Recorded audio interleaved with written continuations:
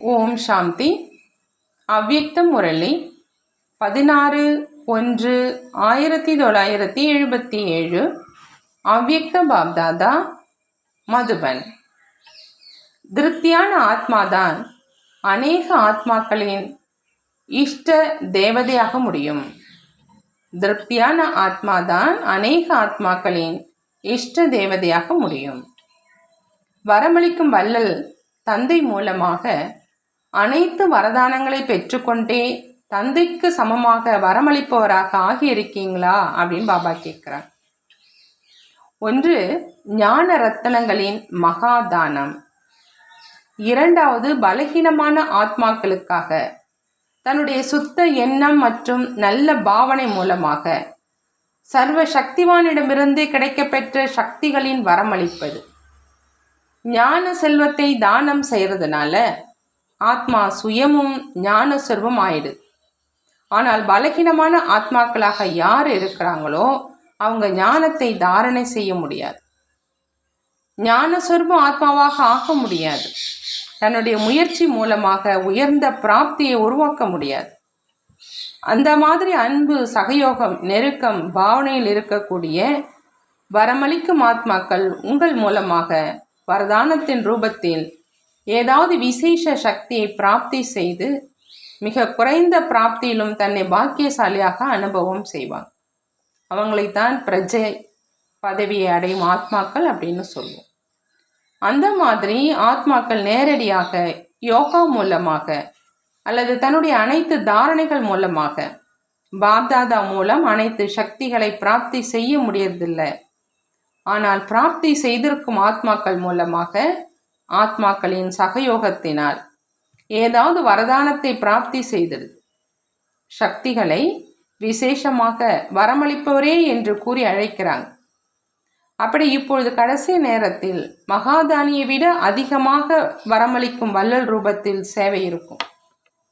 தன்னுடைய கடைசி நிலை சக்திசாலியாக இருக்கிற காரணத்தினால, சம்பன்னமாக இருக்கும் காரணத்தினால அந்த மாதிரி பிரஜை ஆத்மாக்கள் குறைந்த நேரத்தில் குறைந்த பிராப்தியிலும் மிகவும் குஷி அடைந்துடுறாங்க.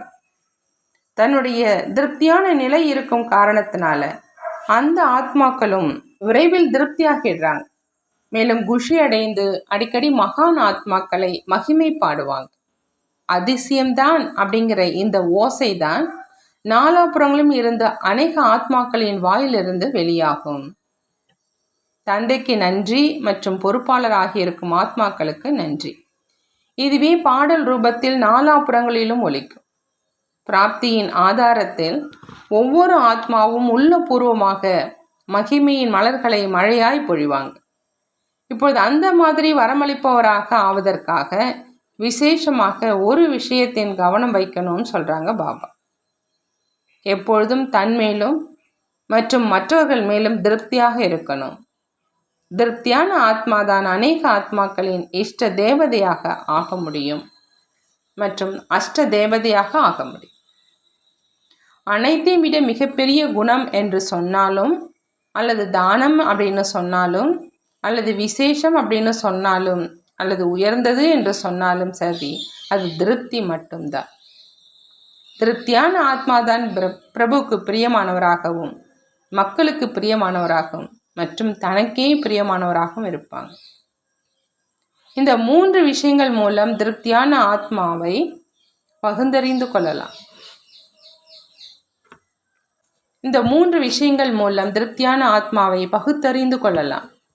அந்த மாதிரி திருப்தியான ஆத்மாதான் வரமளிக்கும் வள்ளல் ரூபத்தில் பிரசித்தி ஆகும்.